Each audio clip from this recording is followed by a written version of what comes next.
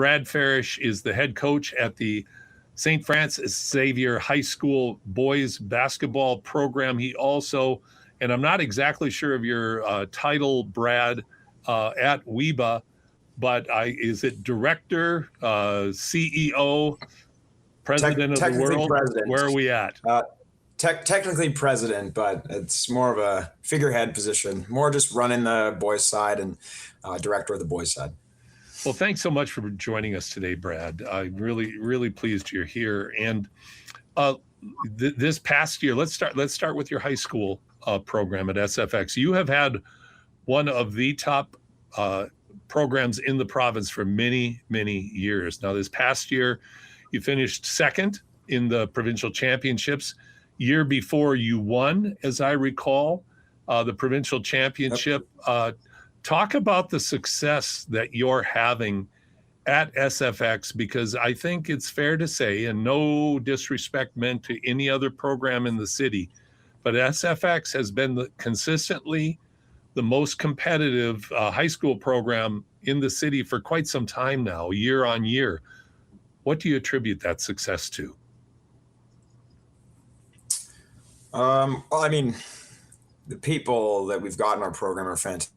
I mean, I can't, there's no world where I'm going to act like it was all me. There's no secret that the last 3 years have been fantastic. And, for 3 years, we've had kids like Elijah Thomas and Elijah Johnson and Alex Popovich. And, there's just a big crew of kids who have been here for the last 3 years. And then obviously, Coach Jeremy Postrero as well. And so as a collective, I mean, we've really established a culture that has obviously been successful. And I don't think, I could have done it on my own without any of the individuals mentioned. And I don't know if they could have done it without me. It was really just a cohesive group. And it takes a village. Just building a culture it really does. Yeah, 100% takes a village. And, I gave credit. I mean, I didn't name them, but I always look back to, there was a group of kids. I can't remember what year it is, but it would be before the grade 10 year of Elijah. So it'd be 3 years ago, I guess. I mean, that group was the one that kind of put us on the trend that we're on right now. And I always look back to that group and reflect on them, because they're a big part of that village as well. Without them, we wouldn't have really turned things to the trend that we're on now. They just had the character and the hard work and the willingness to kind of, okay, whatever Coach Brad says goes. And we're able to kind of flip the script on what it meant to be an FX basketball player. And and that's how we got to where we are now. So, it's interesting, Brad, because I did a pre-recorded interview this morning with my son, Steve, who's the head 3x3 national team coach in Mongolia. And he talked about a couple of his players as well on the women's side who are so instrumental to the big strides that they're making. What you're describing is when you don't have to motivate, because as you know, one of the most frustrating things a coach has to do is to coach effort, because that means you're not coaching. When you're coaching kids, trying to get them to work hard, you're not coaching what they're supposed to be doing when they're playing. So when you have leaders like that and cornerstones like that who pull then and demand that the others match their effort, that makes the coach's job, I don't want to say easier, but more focused on what you need to do to become a better basketball team. Fair statement? For sure. It allows you to, absolutely. If I'm always, I mean, even the things that we want to do, we want to have one of the big cornerstones was we wanted to have a certain brand for our defense, right? Defense first kind of program. And we wanted to have a certain style of play and a certain attitude on that end. We always talk about our personalities too. We have varying defenses that have varying personalities.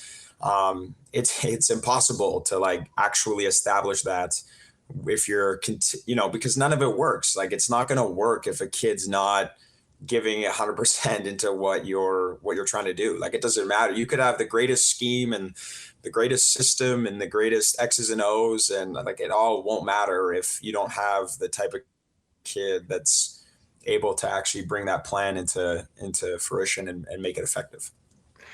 Well, Brad, you obviously have that kind of kid, and you have had those kind of kids over the last few years. Is there a correlation? Is there a direct relationship from the work that you, Jeremy, Jeremy's father, and the other wonderful coaches that you have in the WEBA program? Is there a direct correlation for the success at SFX based on the work that you're doing in the WEBA program? Are most of your kids in your club program? Does that work that you do there and the emphasis that you put on their growth and progression as players, does that translate into the success you're having at SFX as well? Yeah, you can't have one without the other. Most of the kids that find success at FX have been within the WEBA program for a long time prior. It's not as if we always try and make sure that people understand that that they're correlated by almost coincidence. Like it's like people like what they see within the WEBA structure, the organization, the style of play, the practice first mentality, the building kids and their character both on the court and off the court. And then as a result, they're like, hey, like I want to stay a part of something like this and kind of transition into the FX side of things so that they can just stay amongst that community. But for sure, you are working with the idea that kids are born with a certain set of character, and then that's just like who they are. And I don't know if that's necessarily true. Like people can change and all this type of thing. Like I certainly think that not every kid enters into WEBA in grade 7 ready to be like a hardworking, gritty, high character kid. I do think that it's not just me. Like I think there's a lot of osmosis. By the time. Because we like to like try and really establish like a community piece. And that's really made my job, like if you want to talk about making my job easier, like that part has, where we have our U17 kids who I've worked really hard with for many, many, many years, integrated with our U13 kids. And they kind of like, okay, like that's how the older kids do it, like I want to do it that way. And then I don't have to be the one, trying to instill these things all the time. I can just be there to help mold and correct. And, but like without WEBA, we wouldn't have, I think through WEBA, they for sure developed the character types and the style of play and the attitude and just the passion as well. Like, I think that's an important piece for basketball, because how can you not? Like, everybody within WEBA is so passionate and so dedicated, and you just kind of naturally, it just happens organically. That's as I'm sitting here listening, I think that's an interesting observation. It's happening organically. But what I would say, it's happening organically because of the way you fertilize and till the soil. Sure. Because the organics come out of all of that work. Two quick observations. Number one, the overused term culture applies in spades to what you do at both WEBA and SFX. Mm-hmm. It's mindful, it's purposeful, it's intentional. The culture that you build, and not just build, but maintain, first of all, Brad. And that's, I think, a huge compliment to you and everyone involved. But number two, when you said to me the key thing, practice as the point of emphasis in club development, because I make no bones about this, one of my biggest criticisms of the club world is its placebo, sugar-coated emphasis on game. And the problem with that is there's many problems with that. One of them is it's like a bus. If I lose this one, if I play like crap, there's always another one coming along. That doesn't mean I get back in the gym and work on it. It just means I'm playing more games. You guys don't do it that way, do you? No, we most certainly don't. We'll put it like, part of what we do too, just coming to mind right away, is we want to help the parents understand it as well. Like, like I want them to know like what we're doing that helps make their child successful, the why and whatever. And we'll straight up in the WEBA, parent slide for our parent meetings that we'll do at the start of every year. We'll put as like one of the first bulletin points, and what we've coined like the WEBA way, is practice over games. Like the ratio, like I'm bothered in the club season, and we're probably, there's not many clubs that would match us in terms of the ratio of like practice to games, and still it bothers me. And I'll like bring it up with the kids often. Like FX, I mean, we'll practice 20 plus times before we play one game, right? Like at the start of the year, mind you, but like that's like, we're trying to get our system going, and we're trying to establish culture and establish style of play and find roles. And, it's a lot of work, right? And, the club season, it's like I get 3 practices or 4 practices before a tournament. And I always tell the kid, I've been telling them all season this year that, guys, we got to make this practice feel like 3 practices. Like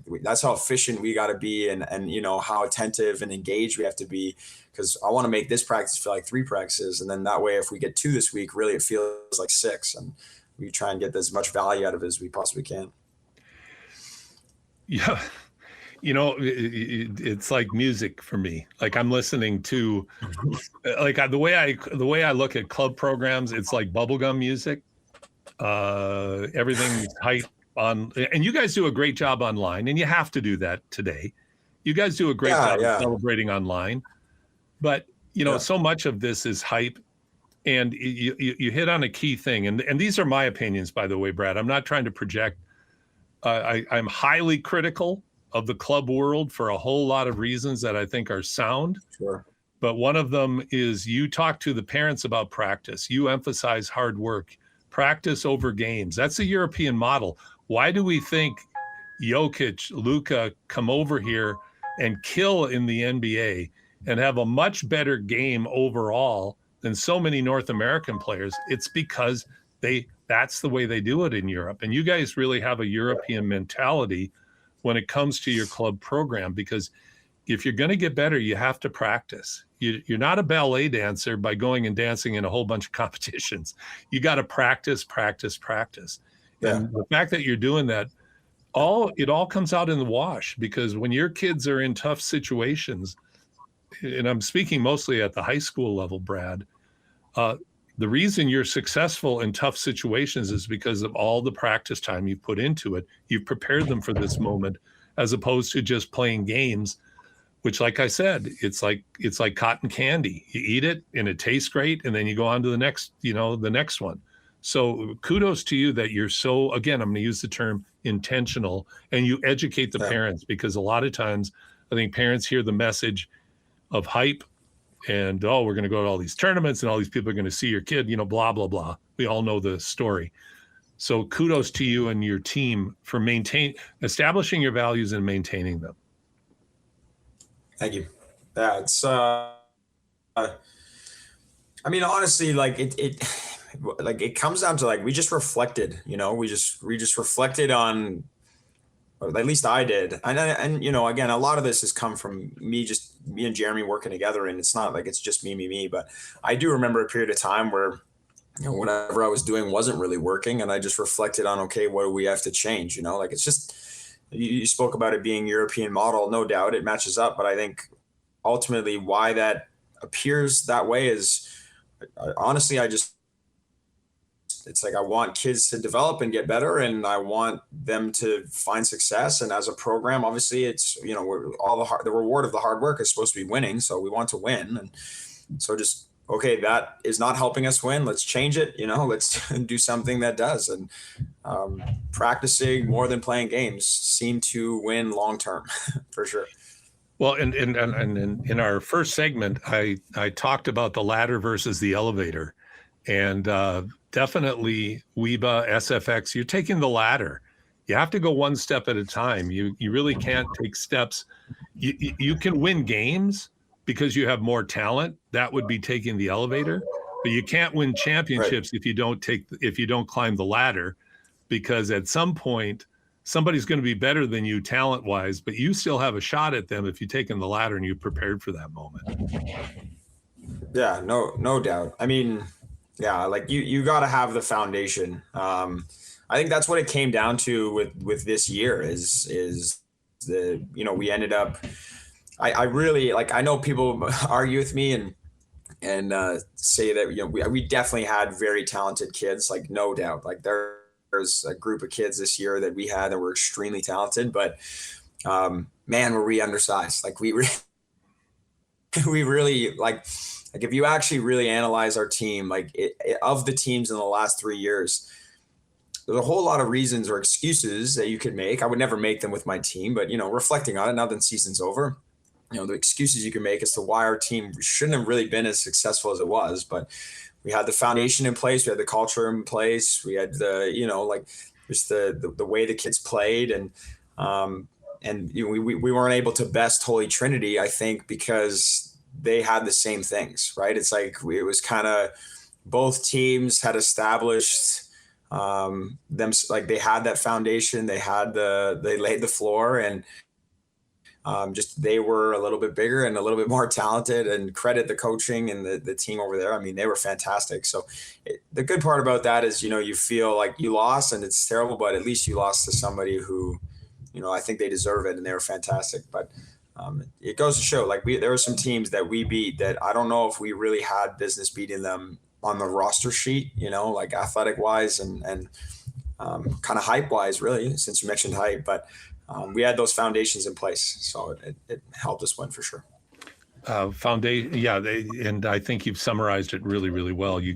When you have a foundation like that, you give yourself a chance to be successful against more talented opponents. So that's a real, again, real tribute to you, Brad, and Jeremy, and everybody that's so committed to this. I've enjoyed this. You are truly a community champion, Brad. I want to, you know, keep up the good work. Like I said, I respect and I trumpet what a great program WEBA is, the outstanding work that you and your group do at SFX, and I wish you all success in the future. And thanks so much for joining us and being our community champion this week. I appreciate it, Paul. I appreciate what you do for the community as well. Also, thank you so much.